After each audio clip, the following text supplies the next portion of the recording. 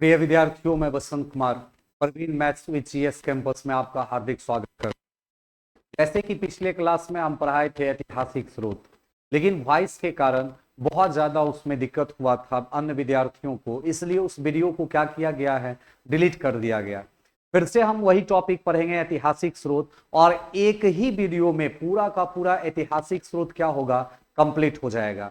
तो चलिए ज्यादा बात नहीं करते हैं, डायरेक्ट हम टॉपिक पे आते हैं। और आज हमारा टॉपिक है ऐतिहासिक स्रोत। क्या टॉपिक है?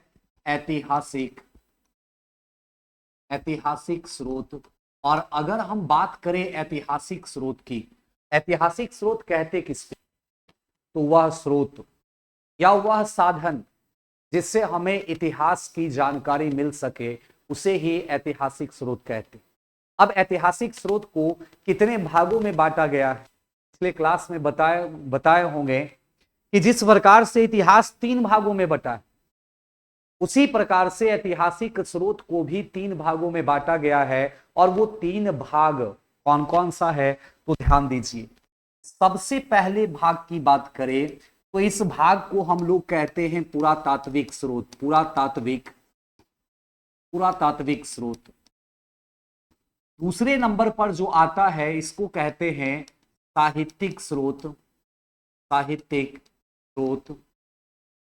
और तीसरा जो हमारा स्रोत है, इसको हम कहते हैं विदेशी यात्रियों का विवरण। विदेशी यात्रियों का विवरण। ये 3 हमारे पास क्या है, ऐतिहासिक स्रोत है। अब एक एक चीज को ध्यान से सुनिए।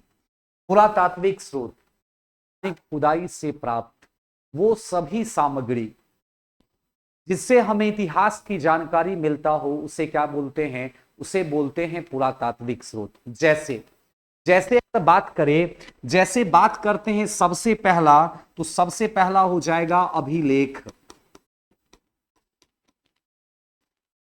दूसरे नंबर पर अगर बात करते हैं, दूसरे नंबर पर आ जाएगा मुद्रा या सिक्का। तीसरे नंबर पर की अगर बात करें, तब आ जाएगा मूर्ति। चौथा भवन या स्मारक या मंदिर। यह भी क्या है, तो यह भी पुरातात्विक साक्ष्य है। नेक्स्ट अगर बात करें, तो नेक्स्ट बात करते हैं अन्य अवशेष की। अन्य अवशेष। और अन्य अवशेष की अगर बात करें, इसमें मान लेते हम कहीं से सूती कपड़ा मिल गया, कहीं से ईटा मिल गया, कहीं से मृण मूर्ति मिल गया। तो ये सभी जो छोटा छोटा सामग्री है, उससे भी हमें इतिहास की जानकारी मिलता है। तो नेक्स्ट साहित्यिक स्रोत। ध्यान दीजिए, साहित्यिक स्रोत मतलब लिखा हुआ स्रोत जिससे इतिहास की जानकारी मिलता है। और लिखा हुआ स्रोत जिससे हमें इतिहास की जानकारी मिलता है, उसे ही बोलते हैं साहित्यिक स्रोत। और किसी भी लिखे हुए स्रोत से हमें कैसे जानकारी मिलेगा, जब हम उसको पढ़ेंगे, यानी उस लिपि को जब हम पढ़ेंगे, तभी हमको उस साहित्य से जानकारी मिलेगा। अब यहां समझिए, बताएं कि लिपि का आविष्कार जो हुआ था, वो हुआ था आर्य ऐतिहासिक काल में। लेकिन उस काल की लिपि को आज तक नहीं पढ़ा गया है।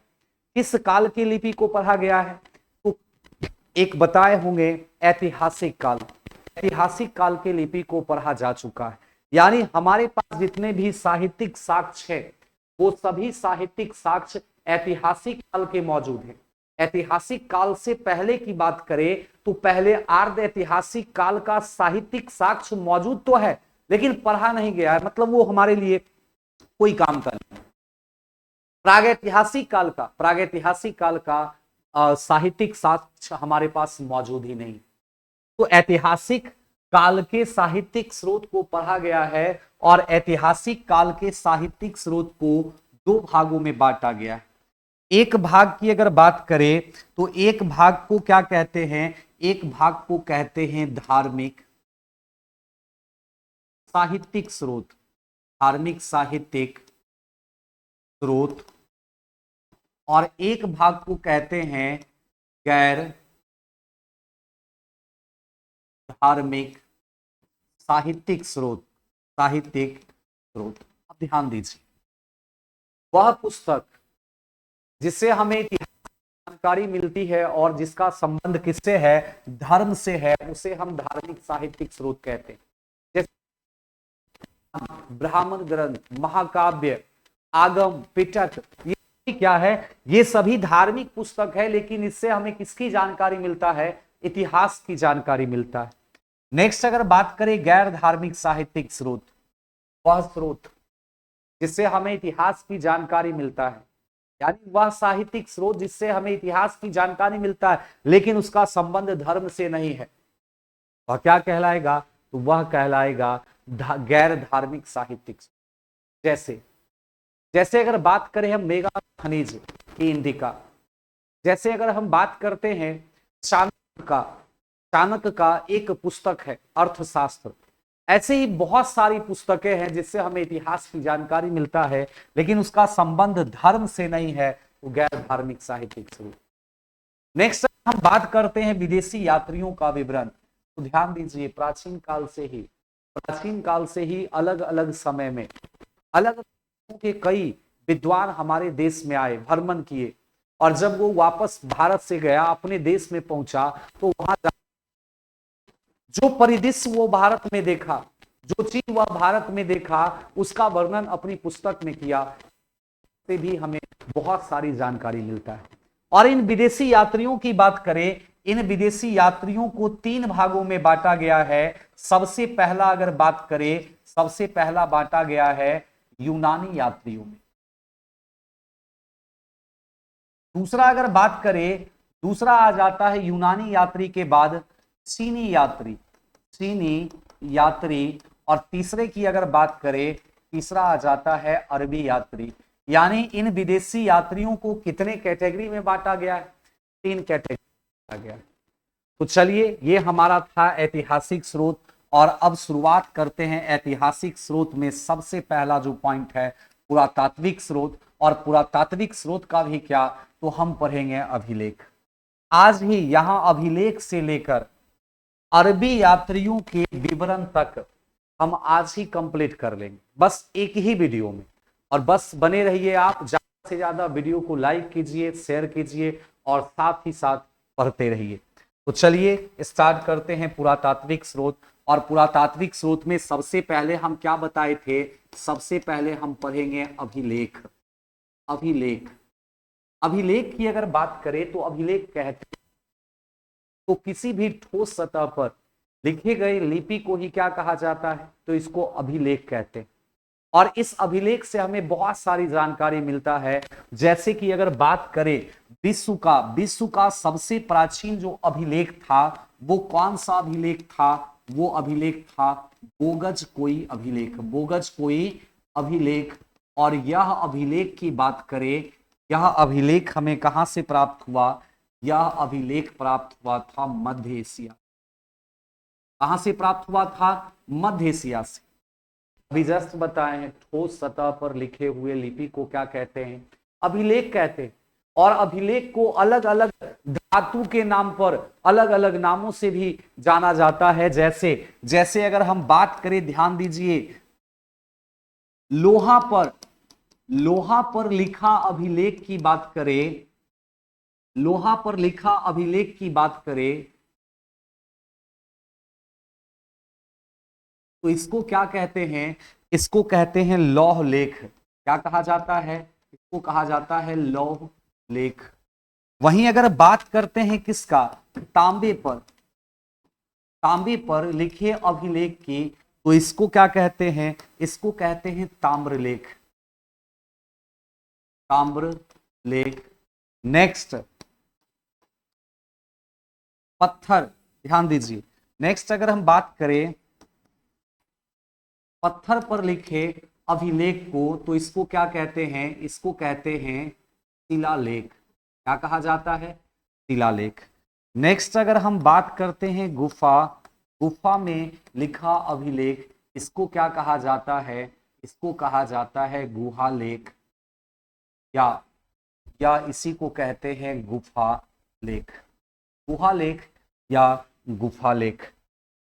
आगे अगर हम बात करते हैं इन अभिलेखों के अध्ययन को क्या कहा जाता है, यानी अभिलेख का जो अध्ययन वो क्या कहलाता है, वो कहलाता है एपिग्राफी।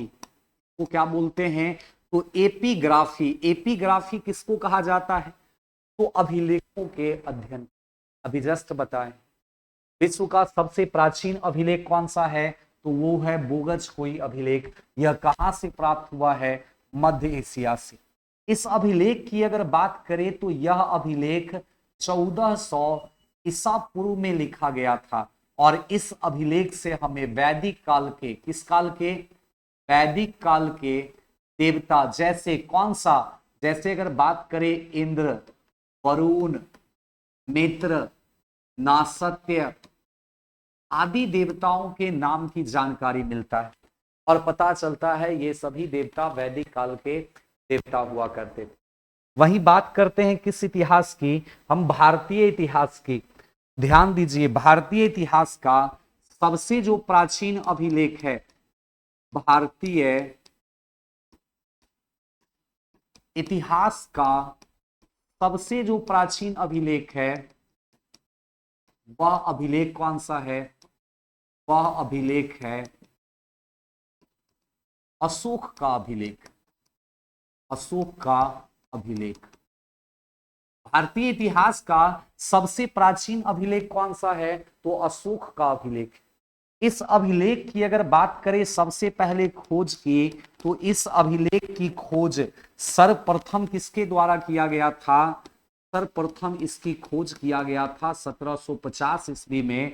इसके द्वारा नाम आता है टी फैनथेलर का। इसका टी फैनथेलर का, इसी के द्वारा अशोक के अभिलेख की खोज सर्वप्रथम किया गया था, और खोजा गया जो अभिलेख था उसका नाम था तो मेरठ अभिलेख। क्या नाम है इसका, मेरठ अभिलेख।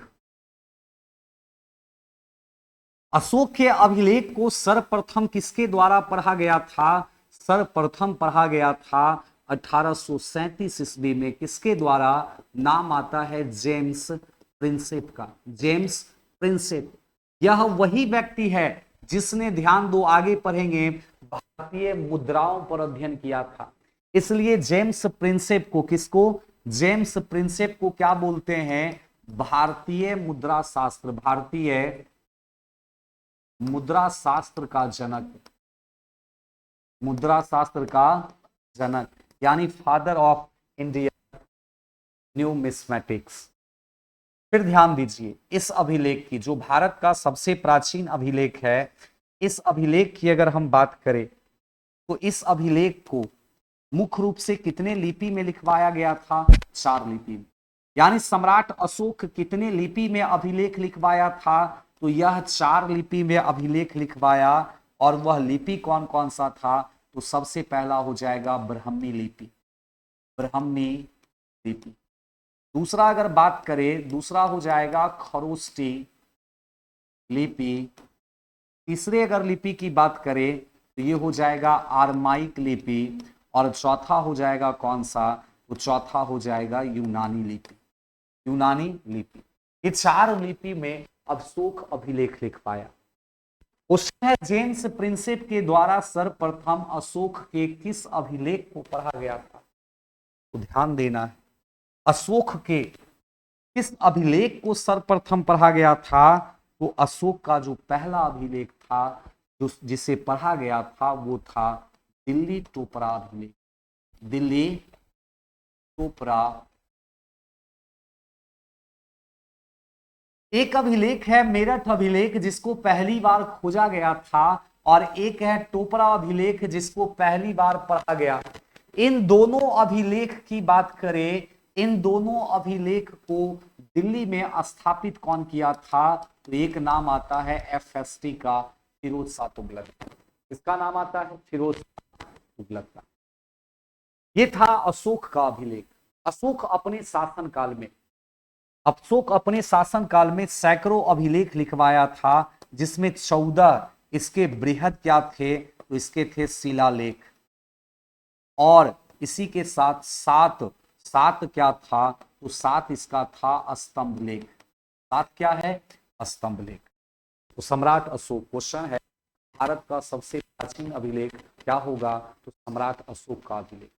सम्राट अशोक ने कितने लिपि में अभिलेख लिखवाया था? तो ये 4 लिपि में। इनके अभिलेख की खोज सबसे पहले कौन किया?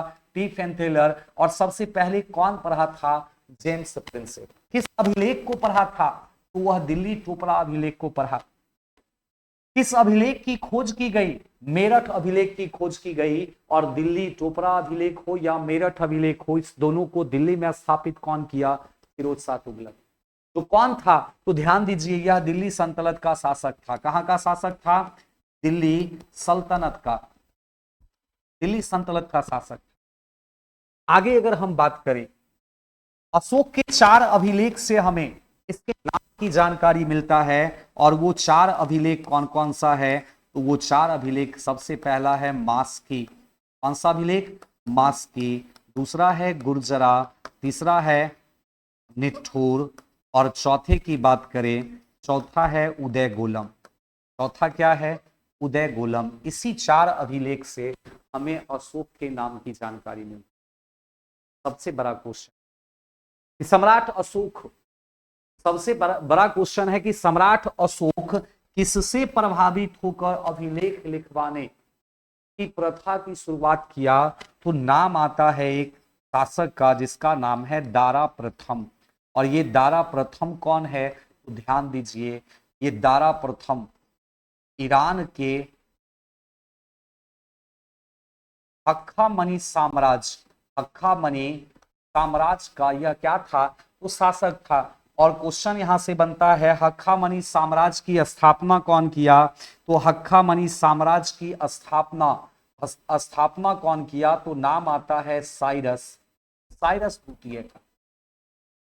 भारतीय इतिहास पर सर्वप्रथम सफल ये आक्रमण, भारत पर सर्वप्रथम सफल आक्रमण कौन किया था? तो दारा प्रथम किया था। और क्वेश्चन पूछेगा, भारतीय उपमहाद्वीप पर सबसे पहले आक्रमण कौन किया? साइरस किया। ये साइरस कौन है? साइरस दारा प्रथम का पिता है, दारा प्रथम का पिता है। और ये दारा प्रथम को इतिहास में एक और नाम से जानते हैं। कौन सा? डेरियस प्रथम, डेरियस प्रथम के नाम से जानते। किस नाम से जानते? डेरियस प्रथम के नाम से। शायद यहां तक कंप्लीट हो गया होगा। अब आगे समझिए, अशोक ने अभिलेख लिखवाने की प्रथा की शुरुआत तो कर दिया। और अशोक किस काल का शासक था? तो मौर्य काल का, यानी मौर्य वंश का शासक था। अशोक के बाद कई शासक हुए जो अलग अलग अभिलेख लिखवाया, कई शासक हुए, लेकिन सबसे ज्यादा जो अभिलेख लिखवाया गया था, वह सबसे ज्यादा अभिलेख लिखवाया गया था किस काल में? गुप्त काल में। और गुप्त काल के कुछ अभिलेखों के बारे में एग्जाम में पूछता है।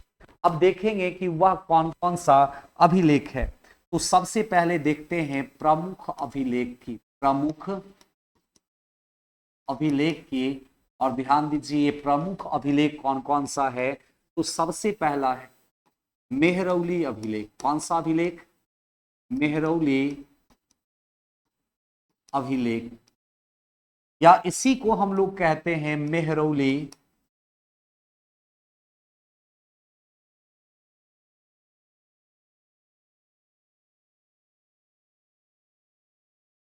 लौह स्तंभ लेख, इसी का नाम।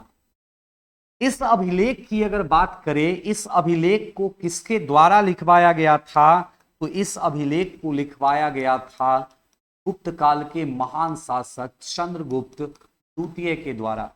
यह अभिलेख कहां पर है? तो ध्यान दीजिए, यह अभिलेख कहां पर है? तो दिल्ली में। और यह लोहा का अभिलेख नहीं कह सकते, इसको स्तंभ लेख कह सकते। तो यह स्तंभ लेख कहां है? तो दिल्ली के मेहरौली नामक स्थान पर। किस चीज का बना है? लोहे का बना है। इसे कौन बनवाया था? चंद्रगुप्त द्वितीय बनवाया। जब आप कुतुब मीनार देखने के लिए जाइएगा, तो कुतुब मीनार परिसर में एक लोहा का बहुत बड़ा पिलर दिखाई देता है, और उस पर कई शासकों के नाम लिखे।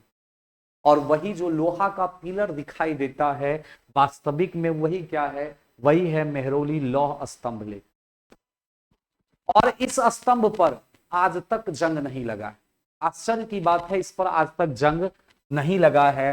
फिर अगर हम दूसरे अभिलेख की अगर बात करें, तो दूसरा अभिलेख कहलाता है, उसका नाम है पूना ताम्रलेख। पूना ताम्रलेख। और पूना ताम्रलेख की बात करें, इसे किसके द्वारा लिखवाया गया था? तो इसे लिखवाया गया चंद्रगुप्त द्वितीय की पुत्री, जिसका नाम क्या है? प्रभावती। यह प्रभावती के द्वारा लिखवाया गया। किसके द्वारा लिखवाया गया? प्रभावती के द्वारा लिखवाया गया था। नेक्स्ट अगर बात करें तो नेक्स्ट सबसे प्रमुख अभिलेख जो आता है, इसका नाम है, तीसरा नाम आता है एरन अभिलेख। और एग्जाम में सबसे ज्यादा यही अभिलेख पूछता है। एरन अभिलेख को कौन लिखवाया था? तो इसको लिखवाया था भानुगुप्त। कौन लिखवाया था? गुप्त वंश का एक शासक था भानुगुप्त। इस अभिलेख से क्या जानकारी मिली?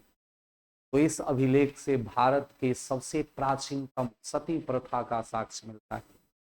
तो कह सकते हैं इस अभिलेख से हमें क्या मिल रहा है? तो सती प्रथा का सबसे प्राचीनतम साक्ष्य मिल रहा है।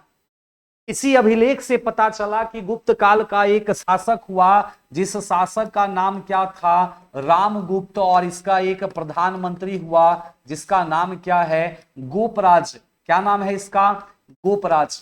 एक गोपराज की मृत्यु, गोपराज की जब मृत्यु हुई, गोपराज को जलाया जा रहा था, तो गोपराज की जो पत्नी थी, भावुक होकर क्या करती है? वो जलते हुए चिता में कूद गई। जलते हुए चिता में जब कूद गई तो आत्मदाह कर ली, मर गई। वही भारतीय इतिहास की क्या हुई? वही भारतीय इतिहास की प्रथम सती हुई। तो कहानी थोड़ा सा अलग है। कहानी क्या है तो ध्यान से समझिए। रामगुप्त एक बार युद्ध में लड़ रहा था। युद्ध जब लड़ रहा था तो इसके कई सैनिक मारे गए, और साथ में इसका जो प्रधानमंत्री है गोपराज भी मारा गया। गोपराज मारा गया, सभी सैनिक को लाया गया, उसका शव जलाया जा रहा था। अब वहीं पर क्या है कि बहुत सारी महिलाएं भी खड़ी थी। बहुत सारी महिलाएं खड़ी थी, जिसके पति को जलाया जा रहा था, और सामने गोपराज की पत्नी भी खड़ी थी। जब गोपराज को जलाया गया, आग लगाया गया, तो गोपराज की जो पत्नी थी भावुक होकर उस चिता में कूद गई। अब पुरुष को लगा कि भाई कुछ सपना आया होगा। अब पुरुष को लगा कोई सपना आया होगा, तो बगल में जितनी भी महिलाएं खड़ी थी, जिसके पति का चिता जल रहा था, उन सभी महिलाओं को पुरुषों ने क्या किया? पकड़कर जलते हुए चिता में फेंक दिया। और सती प्रथा की शुरुआत वहीं से हो गया। ध्यान दीजिए, सती प्रथा की शुरुआत जो है, वह शुरुआत कौन किया था? तो शुरुआत गोपराज की पत्नी, जो स्वेच्छा से कूद गई। असहयोग किसका मिला? भरपूर सहयोग पुरुष का मिला। कहने का मतलब है कि जितनी भी महिलाएं बची थी, सभी महिलाओं को पुरुषों ने पकड़ पकड़ कर जलते हुए चिता में फेंक दिया। सती प्रथा की शुरुआत वहीं से हो गई। अब महिलाओं के लिए सबसे बड़ा समस्या कि भाई मेरा तो लाइफ लाइन कब तक है? जब तक पति है तब तक हम, पति पास हमरो काम पास। अब होगा क्या? महिला भी बहुत चतुर है। महिला क्या करती है? एक उपाय करती है, करवा चौथ शुरू कर दे। करवा चौथ क्यों किया जाता है? पति का जो उम्र है वो ज्यादा। यहां पर तात्पर्य ये था कि पति का उम्र ज्यादा होगा तभी मेरा उम्र ज्यादा होगा। हम भगवान से अपना उम्र मांगे कोई फायदा नहीं है। पति ज्यादा दिन तक जिएगा, हम जिएंगे। करवा चौथ की शुरुआत हो गई। बाद में ध्यान दीजिए, आधुनिक भारत के इतिहास में जब हम पढ़ेंगे, लॉर्ड विलियम बेंटिंक जब आया था भारत का वाइसराय बनकर, भारत का वाइसराय नहीं, गवर्नर जनरल बनकर आया था, तो वह क्या किया? वह भारत से सती प्रथा का अंत कर दिया था राजा राम मोहन राय के सहयोग से। सती प्रथा खत्म तो हो गया, लेकिन करवा चौथ आज तक खत्म नहीं हुआ। अब आगे समझिए, खैर वो कहानी की बात है। तो एरन अभिलेख की अगर बात करें तो एरन अभिलेख जिसको किसके द्वारा लिखवाया गया था? भानुगुप्त के द्वारा लिखवाया गया। और इस अभिलेख से हमें सती प्रथा का प्राचीनतम साक्ष्य मिलता। साक्ष्य क्या मिला? तो साक्ष्य मिला रामगुप्त के प्रधानमंत्री गोपराज की पत्नी भारत की प्रथम सती महिला थी। सती प्रथा की शुरुआत, सती प्रथा की शुरुआत हुआ था गुप्त काल में हुआ था, गुप्त काल में। नेक्स्ट अगर अभिलेख की बात करें, अभिलेख आता है चौथे नंबर पर, विल्सड अभिलेख। कौन सा अभिलेख? विल्सड अभिलेख। और विल्सड अभिलेख की बात करें, इसे गुप्त काल के शासक नाम क्या है? कुमार गुप्त। क्या नाम है? कुमार गुप्त के द्वारा लिखवाया गया। और ध्यान दीजिए, अगर कुमार गुप्त की बात करें तो यह कुमार गुप्त वही व्यक्ति है जिसने क्या किया था? जिसने नालंदा विश्वविद्यालय की स्थापना किया था। क्वेश्चन है, नालंदा विश्वविद्यालय की स्थापना किसके द्वारा किया गया? तो यही कुमार गुप्त के द्वारा किया गया। और इस नालंदा विश्वविद्यालय में आग कौन लगवाया था, यानी नालंदा विश्वविद्यालय को नष्ट कौन किया? तो एक आक्रांता का नाम आता है जिसका नाम क्या है? नाम है बख्तियार खिलजी। बख्तियार खिलजी। और ये बख्तियार खिलजी कौन था? तो कुतुबुद्दीन ऐबक का मित्र था, मोहम्मद गौरी का गुलाम था। बिहार पर आक्रमण करने वाला पहला, अगर मुस्लिम की बात करें तो बिहार पर आक्रमण करने वाला पहला मुस्लिम आक्रमणकारी बख्तियार खिलजी था। बेहद इंपॉर्टेंट क्वेश्चन। पटना के समीप अगर बात करें, बाढ़ के जस्ट बगल में है एक शहर, और उस शहर का नाम क्या है? उस शहर का नाम है बख्तियारपुर। बख्तियारपुर नामक शहर किसके द्वारा बसाया गया था? बख्तियारपुर नामक शहर इसी बख्तियार खिलजी के द्वारा बसाया। इसके द्वारा? बख्तियार खिलजी के द्वारा बसाया गया। नेक्स्ट अभिलेख की बात करें 5वें नंबर पर, तो इस अभिलेख का नाम है प्रयाग प्रशस्ति।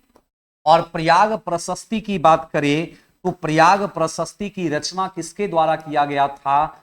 हरिसेन के द्वारा। किसके द्वारा? तो इसकी रचना हुआ था हरिसेन के द्वारा। हरिसेन कौन है? गुप्त कोई शासक है? नहीं है। यह गुप्त शासक कौन? तो गुप्त शासक समुद्रगुप्त का दरबारी कवि था।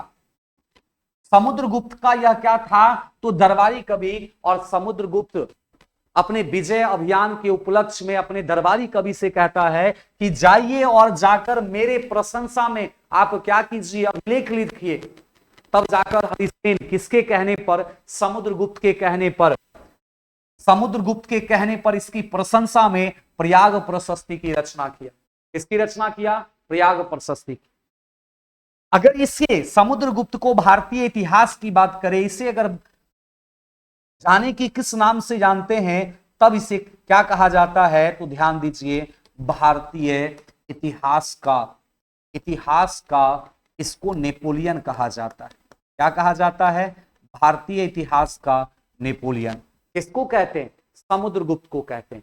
शायद यहां हो गया होगा। नेक्स्ट अगर हम बात करें छठे अभिलेख की, तो छठा अभिलेख जो है वह कौन सा अभिलेख है? वह अभिलेख है भीतरी गुफा अभिलेख। और भीतरी गुफा अभिलेख की बात करें तो इस अभिलेख को कौन लिखवाया था? इसे लिखवाया था गुप्त काल का एक शासक है, स्कंदगुप्त। इसके द्वारा लिखवाया गया था? गुप्त काल के शासक स्कंदगुप्त के द्वारा लिखवाया गया। और यह अभिलेख नहीं, यह शासक की बात करें तो यह गुप्त वंश का अंतिम महान शासक, यानी इसके बाद कई शासक बने लेकिन वो महान नहीं था। नेक्स्ट अभिलेख ध्यान दीजिएगा, वह भी हमारे लिए बहुत इंपॉर्टेंट है, और इस अभिलेख का नाम है जूनागढ़ अभिलेख। क्या नाम है? जूनागढ़ अभिलेख। और जूनागढ़ अभिलेख को किसके द्वारा लिखवाया गया था? तो जूनागढ़ अभिलेख को शक वंश के सबसे महान शासक कौन था? तो शक वंश के सबसे महान शासक जिसका नाम है रुद्रदामन। क्या नाम है? रुद्रदामन। रुद्रदामन के द्वारा जूनागढ़ अभिलेख लिखवाया गया था। और इस अभिलेख से हमें क्या जानकारी मिलता है? इस अभिलेख से हमें जानकारी मिलता है सौराष्ट्र के गिरनार पर्वत पर स्थित एक झील है जिसका नाम है सुदर्शन झील। इस झील का मरम्मत इतिहास के 2 शासकों ने किया। कौन कौन? तो एक शासक यह खुद को बताया, और एक शासक किसको बताया था? एक शासक बताया स्कंदगुप्त को। तो क्वेश्चन है, सुदर्शन झील के मरम्मत की जानकारी हमें किस अभिलेख से मिलता है? जूनागढ़ अभिलेख से। और ये सबसे बड़ा भारतीय इतिहास का सबसे बड़ा जो है यह क्या है, तो संस्कृत भाषा में लिखा हुआ अभिलेख। और ये भी हम कह सकते हैं यह इतिहास का संस्कृत भाषा में लिखा हुआ पहला अभिलेख था। केमा अभिलेख था? पहला और सबसे बड़ा। नेक्स्ट अगर बात करें, ध्यान दीजिए, आठवें अभिलेख की अगर बात करें तो आठवां अभिलेख जो होता है उसका नाम है हाथी गुफा अभिलेख। क्या नाम है? हाथी गुफा अभिलेख। और हाथी गुफा अभिलेख की बात करें, इसे कौन लिखवाया था? तो चेदी वंश का एक महान शासक था जिसका नाम क्या है? खारवेल। और इस अभिलेख से हमें किसकी जानकारी मिलता है? तो इस अभिलेख से हमें सम्राट अशोक किसके द्वारा? तो सम्राट अशोक के द्वारा लड़ा गया एकमात्र युद्ध जिसका नाम क्या है? जिसका नाम है कलिंग युद्ध। कलिंग युद्ध की जानकारी मिलता है।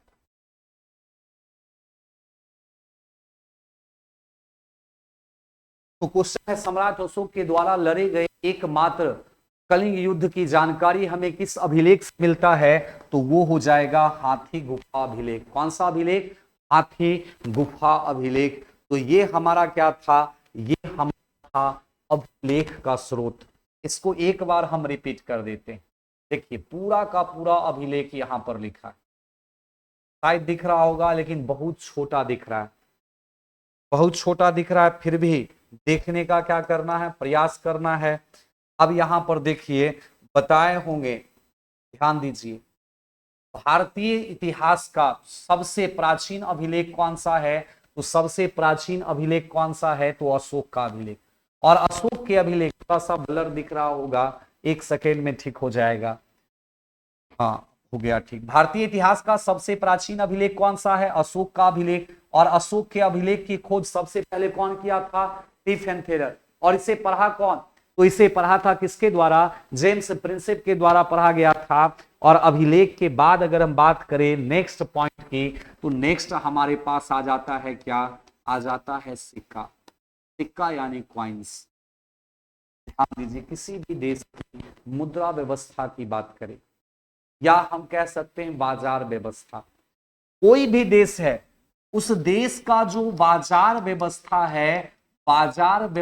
है यह किस पर निर्भर करता है? तो यह निर्भर करता है मुद्रा पर यानी रुपया पर।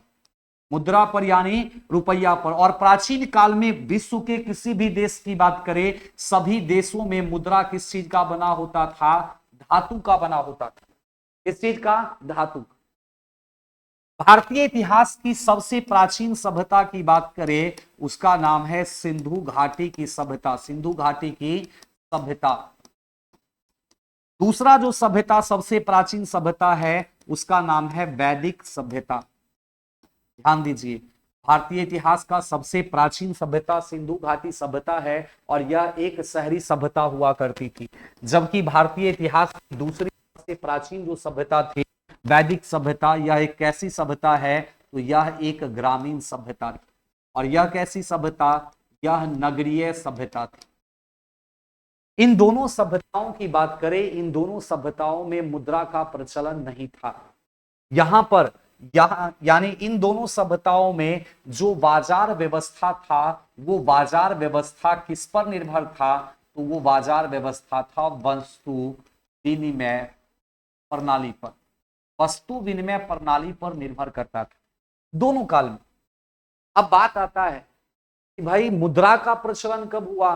तो मुद्रा का प्रचलन, ध्यान दीजिए, वैदिक सभ्यता का जब अंत होता है। और अंत कब हुआ था? छठी शताब्दी ईसा पूर्व में। छठी शताब्दी ईसा पूर्व में जब वैदिक सभ्यता का अंत हुआ, उसी समय एक और सभ्यता का उदय हुआ भारत में जिसका नाम है महाजनपद। और इसी महाजनपद काल में पहली बार क्या होता है? सिक्का का प्रचलन किया गया।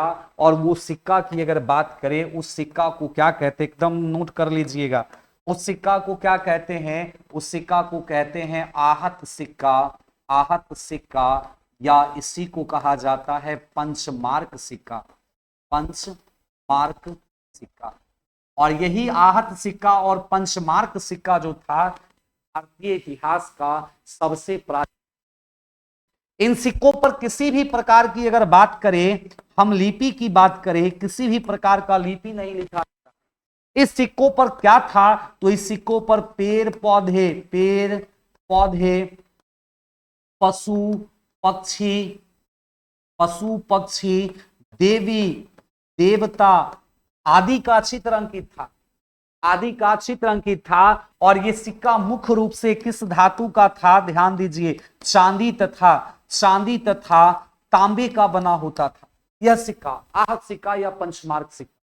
अब इस सिक्का की बात करें, आहत सिक्का या पंचमार्क सिक्का की बात करें, तो आहत सिक्का या पंचमार्क सिक्का की खोज सर्वप्रथम किसके द्वारा किया गया था, तो इसकी खोज 18वीं शताब्दी में, किस शताब्दी में, 18वीं शताब्दी में किसके द्वारा, नाम आता है कर्नल कोल्डवेल के द्वारा। कर्नल कोल्डवेल के द्वारा भारत के सबसे प्राचीन सिक्का आहत सिक्का की खोज किया गया था। कहां से, तो जगह याद रखना है, तमिलनाडु के कोयम्बटूर।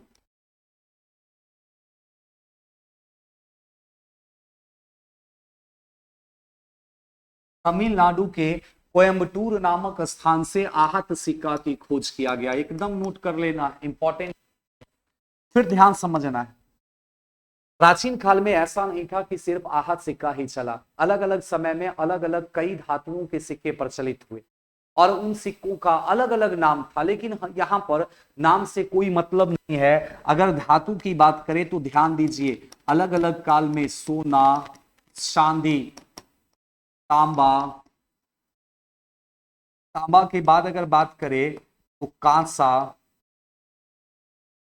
और साथ में सीसा, इन सभी धातुओं के सिक्के क्या किए गए, चलाए गए।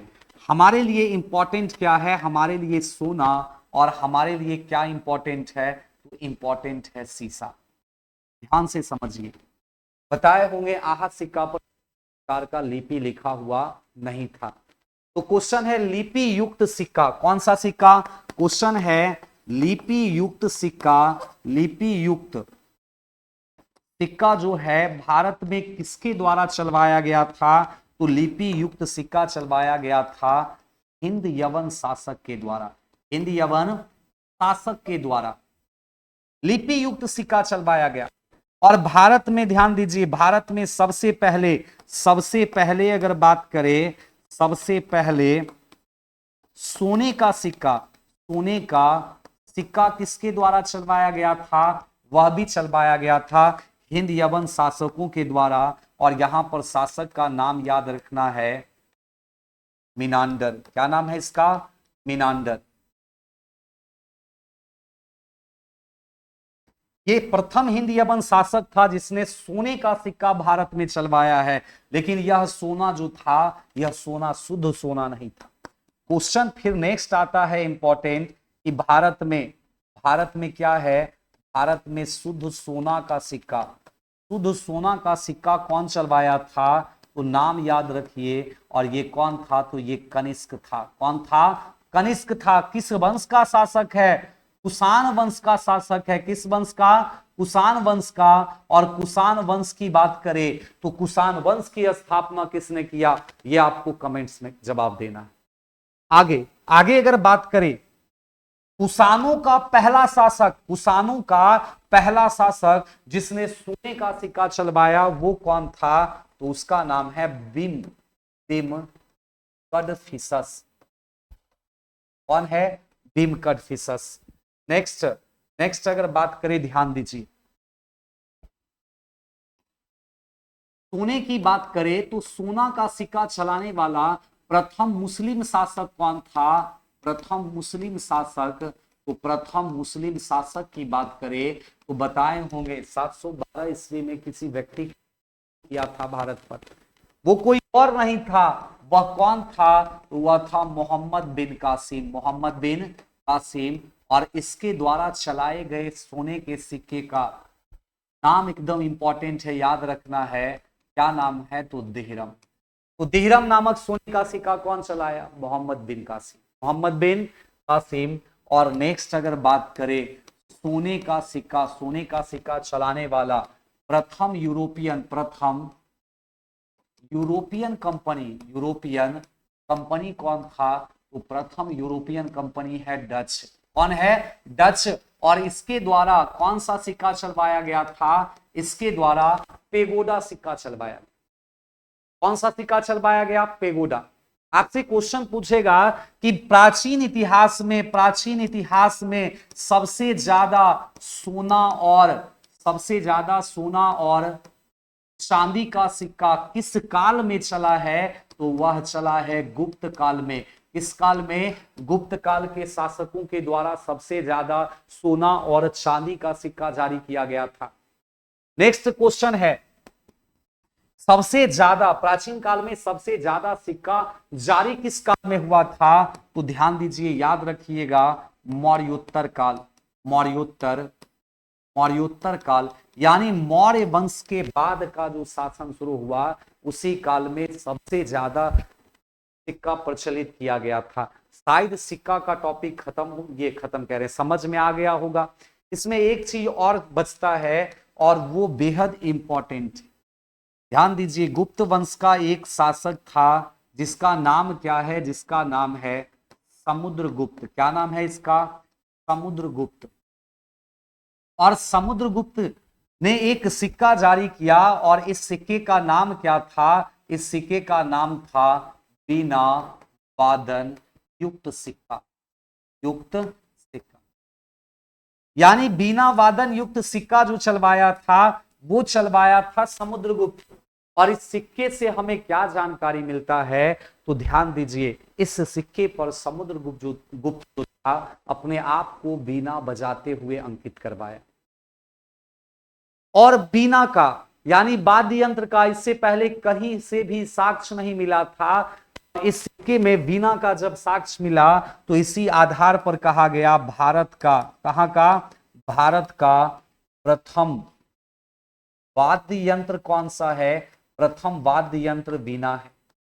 और समुद्रगुप्त के बारे में कहा गया कि समुद्रगुप्त क्या था? तो समुद्रगुप्त बीना वादक शासक था। यह बीना बजाना जानता था। यह संगीत प्रेमी शासक।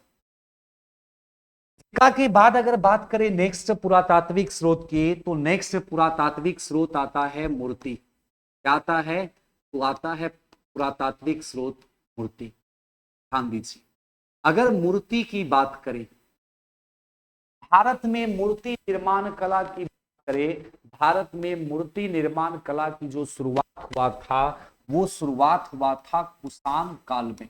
इस काल में? कुषाण काल में। और कुषाण वंश के एक महान शासक हुआ करते थे जिसका नाम है कनिष्क। अभी जस्ट बताए हैं कनिष्क के बारे में। भारत में शुद्ध सोने का सिक्का चलाने वाला जो शासक था, वो कौन था? कनिष्क था। एक चीज और थोड़ा सा करेक्शन कर लीजिएगा आप, यहां पर देखिए सीसा, यहां पर बताए सीसा। भारत का एकमात्र शासक जो था जो शीशे का सिक्का चलवाया, उसका नाम क्या है? तो नाम इंपॉर्टेंट रखना है। उसका नाम है गौतमी। शायद दिखाई नहीं दे रहा होगा। इसका नाम है गौतमी पुत्र सातकर्णी। और गौतमी पुत्र सातकर्णी की बात करें तो यह किस वंश का था? तो यह सातवाहन वंश का शासक था। और इसमें एक पॉइंट और याद रखना है, सातवाहन वंश भारत का एकमात्र वंश है जिसने अपने नाम के साथ माता के नाम को जोड़ने की शुरुआत किया था। कौन सा वंश? सातवाहन वंश। सीसा का सिक्का भारत में किसके द्वारा जारी किया गया था? तो गौतमी पुत्र सातकर्णी के। तो चलिए अब बात करते हैं किसका? बात करते हैं हम मूर्ति कला की। भारत में मूर्ति कला की शुरुआत किस काल में हुआ था? तो कुषाण काल में। किसके द्वारा किया गया था? कनिष्क के द्वारा। यानी कनिष्क के कार्यकाल में मूर्ति बनाने की शुरुआत हुई। कनिष्क के द्वारा नहीं किया गया था, इसके कार्यकाल में मूर्ति निर्माण कला की शुरुआत हुई। अब कैसे हुआ ये समझिए। जब कनिष्क शासक बना तो इसके कार्यकाल में एक बौद्ध महासंगीति, चतुर्थ बौद्ध महासंगीति का आयोजन किया गया था। और ये जो आयोजन हुआ था, किस स्थान पर आयोजन हुआ? तो वह स्थान क्या है? वह स्थान है कश्मीर का कुंडलवन। और इस बौद्ध महासंगीति की बात करें, इसके अध्यक्ष कौन थे? बेहद इंपॉर्टेंट है। इस बौद्ध महासंगीति के अध्यक्ष कौन है, ये आपको क्या करना है? बताना है। के अध्यक्ष हुआ करते थे वसुमित्र, वसुमित्र। और इसके जो उपाध्यक्ष थे, वह उपाध्यक्ष कौन थे? उपाध्यक्ष थे अशुघोष, अशुघोष। अब इस बौद्ध महासंगीति में ध्यान देना है कि बौद्ध धर्म जो है, वह बौद्ध धर्म दो भागों में विभाजित हो गया। एक कहलाया हीनयान, एक कहलाया हीनयान, और दूसरा कहलाया महायान। हीनयान और महायान। ध्यान दीजिए, बौद्ध धर्म का जो विभाजन हो रहा है चतुर्थ बौद्ध महासंगीति में, और चतुर्थ बौद्ध महासंगीति का आयोजन कौन करवाया था? कनिष्क करवाया था। चतुर्थ बौद्ध महासंगीति के अध्यक्ष कौन थे? तो अध्यक्ष वसुमित्र थे, और उपाध्यक्ष कौन थे? अशुघोष थे। इस बौद्ध महासंगीति में बौद्ध धर्म कितने भागों में बटा? बौद्ध धर्म दो भागों में बटा, हीनयान और महायान। अब ध्यान दीजिए, अगर हम बात करें हीनयान की, किसका? हीनयान की, और बात करें किसका? महायान की, तो ये हीनयान गौतम बुद्ध को क्या मानता था? महान व्यक्ति मानता था। क्या मानता था? महान व्यक्ति। जबकि महायान जो है वो गौतम बुद्ध को भगवान मानता था। सिंपल समझना, हम जिसको महान मानेंगे हम क्या करेंगे? पूजा करेंगे? नहीं करेंगे पूजा। हम जिसको महान मानेंगे हम उसके आदर्श पर चलेंगे, उसके बताए गए रास्ते पर चलेंगे। लेकिन जब हम किसी को भगवान मान लेंगे तो हम बैठ के अगरबत्ती दिखाएंगे, उसकी पूजा करेंगे, प्रतिमा बनाएंगे। तो भारत में सबसे पहले जो प्रतिमा बनाया गया था, वो बनाया गया था, मूर्ति बनाया गया था किसके द्वारा? महायान के द्वारा। और कुषाण के कार्यकाल में ही मूर्ति बनाने के लिए दो शैली का भी विकास हुआ था। एक शैली का नाम क्या है? एक शैली की बात करें, एक शैली का नाम है गांधार शैली। क्या नाम है इसका? गांधार शैली। और एक शैली की बात करें, इसका नाम था मथुरा शैली, मथुरा शैली। देखिए सिंपल समझना, हीनयान महायान क्या है? ये बौद्ध धर्म की शाखा है। बौद्ध धर्म की क्या है? शाखा है। महायान भगवान मान रहा है, तो हीनयान क्या मान रहा है? महान व्यक्ति मान रहा है। तो मूर्ति कला के लिए दो शैली का प्रयोग प्राचीन काल में होता था, एक गांधार शैली और दूसरा मथुरा शैली। अगर गांधार शैली की बात करें तो यह कैसी शैली थी? यह विदेशी शैली थी। और वही ये क्या हो जाएगा? ये हो जाएगा स्वदेशी शैली। ये क्या होगा? स्वदेशी शैली। अब अंतर हम कैसे समझेंगे कि कौन सा मूर्ति गांधार शैली से बना है, कौन सा मूर्ति मथुरा शैली से बना है? तो सिंपल, आप गौतम बुद्ध का प्रतिमा देखे होंगे। गौतम बुद्ध के फोटो में हम देखते हैं कि उनका कान जो है कहीं कहीं गर्दन पर आके लटक गया, यानी गर्दन तक कान है। यानी हम कह सकते हैं हमारा जो मानव का सामान्य आंख, कान, नाक जो है वो सामान्य बना हुआ है। सामान्य से यदि बड़ा किसी प्रतिमा का कान, आंख, नाक है तो वह कौन सी शैली है? वह गांधार शैली। और अगर सामान्य की तरह आंख, कान, नाक है छोटा छोटा, जो सामान्य नॉर्मल रहता है, वो क्या हो जाएगा? वो हो जाएगा मथुरा शैली। यानी हम जो नॉर्मल अगर देखते हैं, गौतम बुद्ध का जो कान है नॉर्मल, तो ये कौन सी शैली? मथुरा शैली। और वही हम देख रहे हैं गौतम बुद्ध का जो कान है कुछ इस प्रकार से बनाया गया है, बड़ा एकदम लटका हुआ, तो वो कौन सी शैली? वो गांधार शैली। और पहली बार जो मानव रूप में किसी को पूजा गया था, तो मानव रूप में पूजा गया था किसको? मानव रूप में पूजा गया गौतम बुद्ध को। सबसे पहले मानव रूप में किसको पूजा गया? गौतम बुद्ध।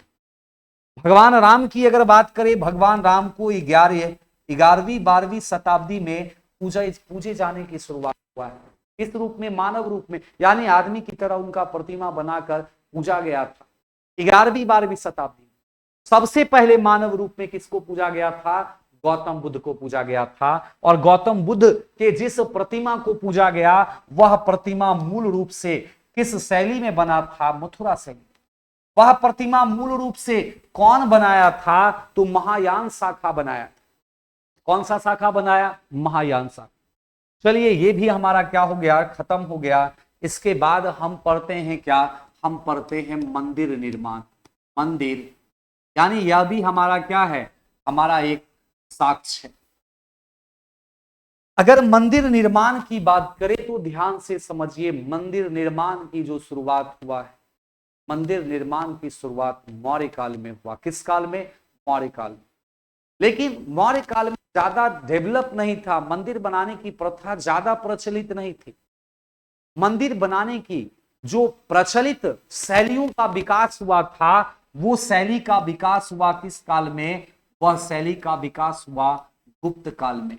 और गुप्त काल में मंदिर बनाने के लिए मुख्य रूप से दो शैली का प्रयोग किया जाता था। एक शैली की बात करें तो ध्यान दीजिए, हम पूरे भारत को हम कितने भाग में बांट रहे हैं? 3 भाग में। समझिए ये पूरा एक लाइन भारत ही, ये हमारा एक पर्वत है जिसका नाम क्या है? हिमालय पर्वत। ये क्या है? हिमालय। इसके बाद ये वाला क्या है? ये है विंध्याचल पर्वत। यहां हम कहते हैं ये कृष्णा नदी का है भाग, कृष्णा नदी। और यहां पर हम कहते हैं ये क्या है? ये है कन्याकुमारी। कन्याकुमारी ये क्या है? तो कन्याकुमारी। ये हमारा पूरा क्या है? तो पूरा भारत है। ये पूरा हम भारत बना है, समझिए इसको। यहां पर समझना, प्राचीन काल में किन शैली का प्रयोग होता था? तो हिमालय से लेकर विंध्याचल पर्वत तक मंदिर बनाने के लिए जिस शैली का प्रयोग होता था उसका नाम था नागर शैली। क्या नाम है? नागर शैली। और कृष्णा नदी से कन्याकुमारी तक मंदिर बनाने के लिए जिस शैली का प्रयोग होता था उसका नाम है द्रविड़ शैली। क्या नाम है इसका? द्रविड़ शैली। ये जो हिमालय से विंध्याचल है, इसको हम मूल रूप से क्या कहते हैं? उत्तर भारत में, प्राचीन काल में उत्तर भारत में किस शैली से मंदिर बनाया जाता था? नागर शैली से। और किस शैली से दक्षिण भारत में मंदिर का निर्माण किया जाता था? तो वो द्रविड़ शैली से निर्माण किया जाता था। और बीच की अगर बात करें, बीच में क्या होता था? मंदिर नहीं बनता था, बनता था, लेकिन इस बीच में दोनों का मिश्रित देखने को मिलता था, जिसका नाम क्या है? जिसका नाम है बेसन शैली। और बेसन शैली की बात करें, इसका प्रयोग मुख्य रूप से कहां होता था? तो मध्य भारत में। अब हम कैसे समझेंगे कि कौन सा मंदिर नागर शैली से बना है, कौन सा मंदिर द्रविड़ शैली से बना है? तो शिखर से पता चलता है कौन सा मंदिर नागर शैली से बना है या कौन सा मंदिर द्रविड़ शैली से बना है। तो देखिए, यदि मंदिर का ऊपर का जो हिस्सा है, ऊपर का हिस्सा क्या है? त्रिकोण आकृति में, यानी से गुंबद बना हुआ है, तो और वहां ऊपर में पताखा लगा हुआ है, तो कौन सी शैली? नागर शैली। और ध्यान से देखिए कि अगर किसी मंदिर का ऊपर का जो भाग है इस प्रकार से बना है, यानी पताखा नहीं लगा है, तो वह कौन सी शैली हो जाएगी? वह हो जाएगी कौन सी शैली? द्रविड़ शैली। तो मंदिर भी शायद कंप्लीट हो गया होगा। क्वेश्चन है मंदिर निर्माण की शुरुआत किस काल में हुआ? तो मौर्य काल में हुआ। नेक्स्ट क्वेश्चन है मंदिर निर्माण के लिए प्राचीन काल में किस शैली का प्रयोग होता था? अगर उत्तर भारत में नागर शैली, तो दक्षिण भारत में यहां पर क्या हो जाएगा? दक्षिण भारत में किस शैली का प्रयोग होता था? तो द्रविड़ शैली।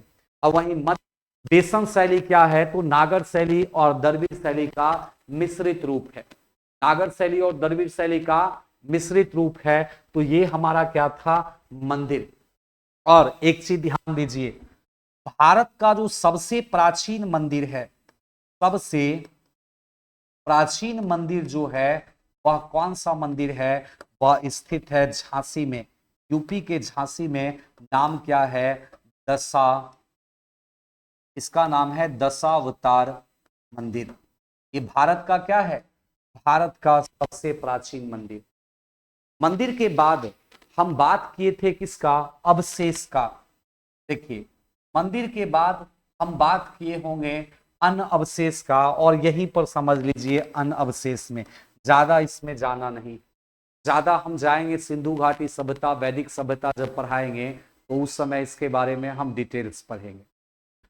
सिंपल यहां पर समझना है कि किसी भी स्थान की जब हम खुदाई करते हैं, वहां से जो भी ईटा पत्थर खपटा जो भी मिल रहा है, बर्तन मिल रहा है, क्या कहते हैं सिंगारदान मिल रहा है, इसके बाद हम कह सकते हैं वहां से अग्निकुंड मिल रहा है, तो जो भी मिल रहा है खुदाई में अन्न, इन सब को छोड़कर जो भी मिला वो सब क्या है, वो सभी अन्न अवशेष। और उससे भी हमें कई जानकारी मिलता है, जैसे सिंधु घाटी सभ्यता, सिंधु घाटी सभ्यता की जानकारी हमें खुदाई में प्राप्त वहां से पुरातात्विक स्रोत से ही मिला। वहां से हमें कोई अभिलेख नहीं मिला, वहां से हमें कोई मुद्रा नहीं मिला, हाँ मुहरे मिला, अभिलेख नहीं मिला, लेकिन साइन बोर्ड मिला। तो इससे भी हमें क्या मिला था जानकारी। वहां से क्या मिला, भवन, भवन मिला था, मंदिर का साक्ष्य नहीं मिला। अब आगे हम पढ़ेंगे क्या, तो आज का नेक्स्ट टॉपिक क्या है, तो नेक्स्ट टॉपिक है साहित्यिक स्रोत। कौन सा टॉपिक, साहित्यिक स्रोत। और ध्यान दीजिए, हम साहित्यिक स्रोत को कितने भागों में बांटे थे, तो साहित्यिक स्रोत को 2 भाग में बांटे थे। कितने भाग में, 2 भाग में। एक साहित्यिक स्रोत की बात करें तो इसका नाम था धार्मिक, धार्मिक साहित्यिक स्रोत। और दूसरा जो हमारा स्रोत है वो कौन सा स्रोत है, तो इसका नाम है गैर धार्मिक, गैर धार्मिक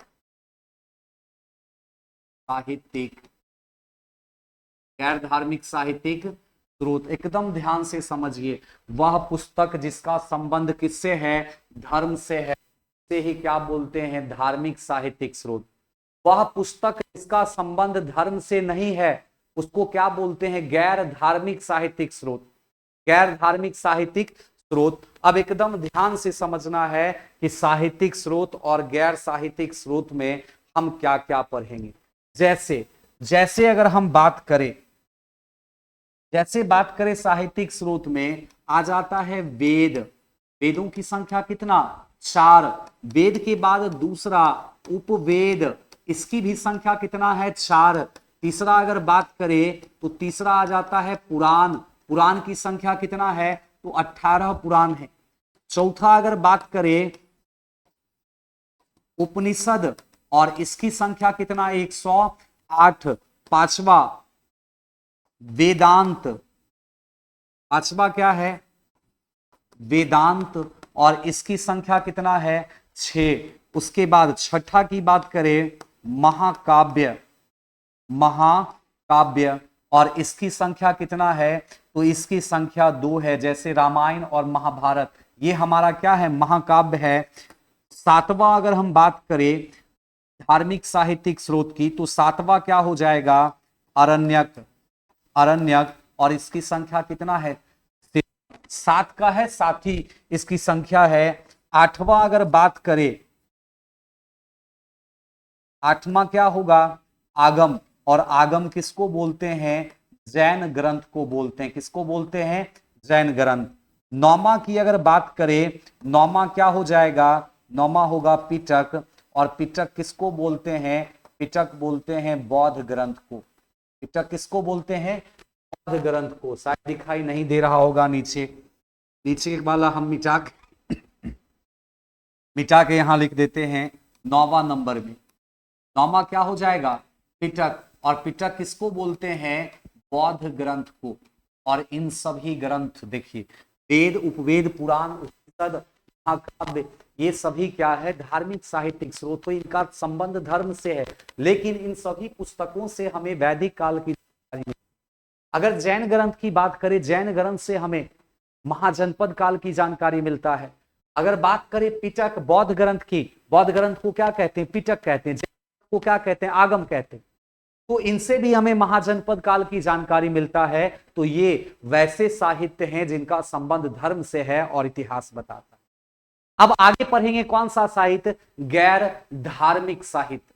और गैर धार्मिक साहित्य की बात करें तो गैर धार्मिक साहित्य में याद कीजिए, सबसे पहला हम बताए होंगे चाणक्य का अर्थशास्त्र। चाणक्य का अर्थशास्त्र किसके द्वारा लिखा गया था, चाणक्य के द्वारा लिखा गया। किसके द्वारा, चाणक्य के द्वारा लिखा गया। अब एक चीज आप ध्यान से समझिए, चाणक्य के अर्थशास्त्र की अगर बात करें तो चाणक्य के अर्थशास्त्र का जो संबंध है वह संबंध किससे है? तो चाणक्य के अर्थशास्त्र का संबंध जो है वह संबंध है राजनीतिक से। किससे है? राजनीतिक से। नेक्स्ट अगर हम बात करें दूसरे ग्रंथ की, उसका नाम है महाभाष्य। महाभाष्य की अगर बात करें रचना किसके द्वारा किया गया था? पतंजलि के द्वारा। तीसरा अगर हम बात करें वो क्या है? मुद्रा राक्षस। मुद्रा राक्षस, और मुद्रा राक्षस की रचना किसके द्वारा किया गया था? विशाख दत्त के द्वारा। किसके द्वारा?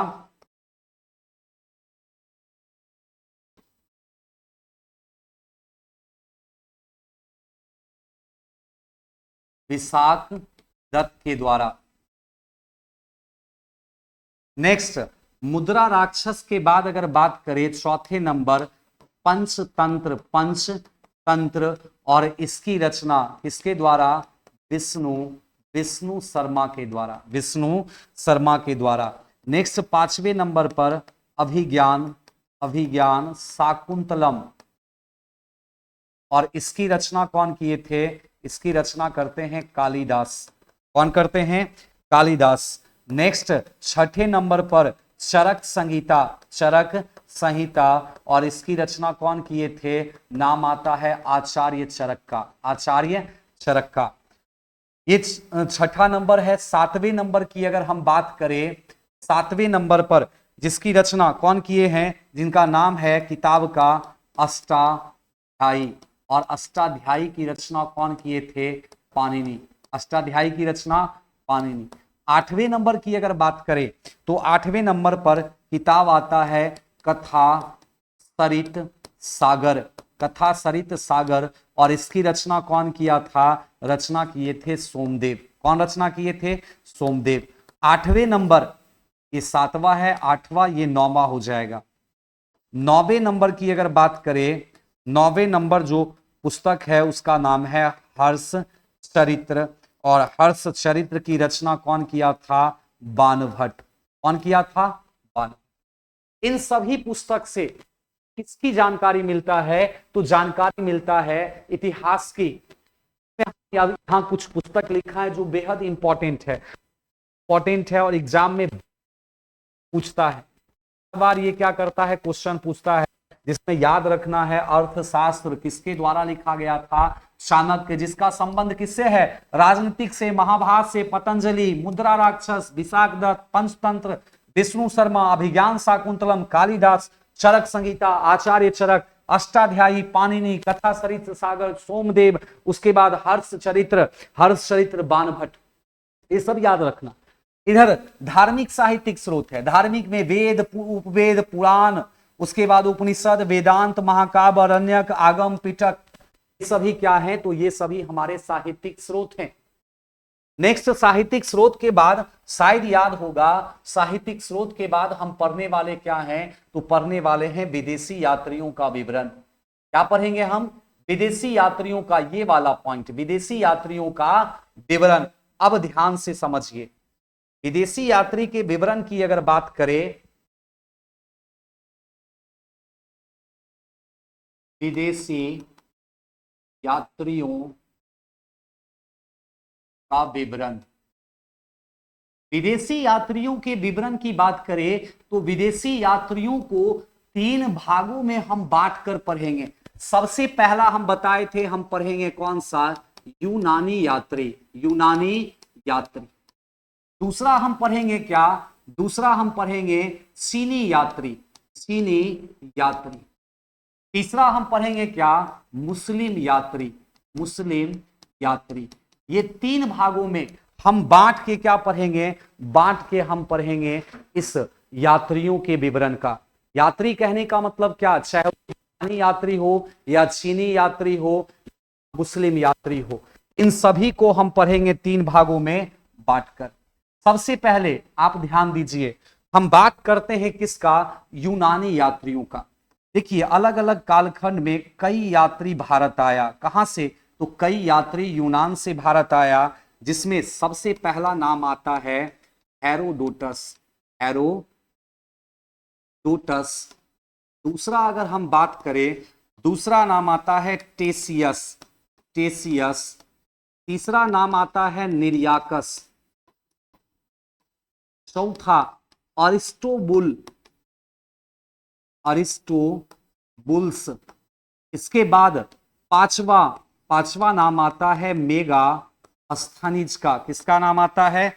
मेगा अस्थनीज। छठा आता है डायमेकस। सातवां डाइनोसिस। ये सभी जो यात्री है, ये सभी यात्री कहां से आया था? चीन से आया था। अलग जब वापस चला गया, सॉरी चीन कह रहे हैं, ये सभी यात्री आया था यूनान से। और जब यात्री वापस चला गया तो अपने यात्रा वृत्तांत में भारत के बारे में लिखा। अब नेक्स्ट पढ़ेंगे किसके बारे में? चीनी यात्री के बारे में। और ध्यान दीजिए, चीनी यात्रियों में सबसे पहला जो प्रसिद्ध है वह कौन सा है? फाहियान। कौन सा है? फाहियान। फाहियान के बाद हम पढ़ेंगे वेनसांग। वेनसांग के बाद अगर नेक्स्ट अगर बात करें इत्सिंग के बाद सुंग डुंग। ये सभी क्या है? चीनी यात्री। ये सभी क्या है? चीनी यात्री। मुस्लिम यात्री में ध्यान दीजिए, मुस्लिम यात्रियों में कौन कौन है? तो अल वरूनी, अल मसूदी, इब्न बतूता। नेक्स्ट अगर बात करें इब्न बतूता के बाद फिर दौसी। ये प्रसिद्ध मुस्लिम यात्री जो अलग अलग कालखंड में आया।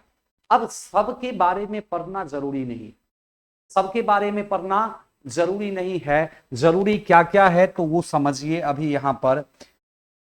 यूनानी यात्रियों में हमारे लिए इंपॉर्टेंट है हेरोडोटस, और दूसरा जो इंपॉर्टेंट है वो मेगास्थनीज। चीनी यात्रियों की अगर बात करें, चीनी यात्रियों में सबसे प्रसिद्ध यात्री है फाहियान, और दूसरा कौन है? दूसरा है वेनसांग। फाहियान और वेनसांग।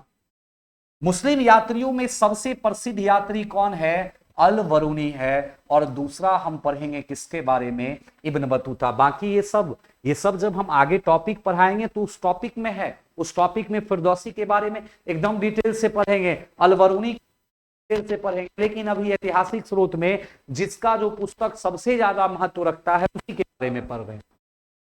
जैसे देखिए हेरोडोटस ऐसा मानता है, कुछ इतिहासकार मानते हैं, कुछ इतिहासकार नहीं मानते। कुछ इतिहासकार का मानना है कि हेरोडोटस 5वीं शताब्दी ईसा पूर्व में भारत आया, और कुछ इतिहासकार का मानना है कि यह भारत आया ही नहीं था। अब ये भारत आए या ना आए हमको उससे कोई लेना देना नहीं है। इसकी एक पुस्तक है जिसका नाम है हिस्टोरिका, और बताए थे इसी पुस्तक में पहली बार हिस्ट्री शब्द का प्रयोग हुआ था। इसी शब्द में पहली बार हिस्ट्री शब्द का प्रयोग हुआ। और इस हेरोडोटस की बात करें, हेरोडोटस के इस पुस्तक से, हिस्टोरिका से हमें भारतीय इतिहास की जानकारी मिलती है। इसकी जानकारी भारतीय इतिहास। नेक्स्ट अगर मेगास्थनीज की बात करें तो यह ध्यान दीजिए, यह कौन था? तो यह भारत पर आक्रमण करने वाला प्रथम यूनानी आक्रमणकारी सिकंदर के सेनापति, जिसका नाम क्या है? सिकंदर के सेनापति का सेलुकस निकेटर। ये सेलुकस निकेटर का क्या था? मेगास्थनीज राजदूत था, और यह राजदूत भारत आया था किसके दरबार में? तो भारत आता है किसके दरबार में? तो चंद्रगुप्त मौर्य के दरबार में। और इसके द्वारा एक पुस्तक लिखा गया था। इस पुस्तक का नाम क्या है? नाम है इंडिका। क्या नाम है इसका?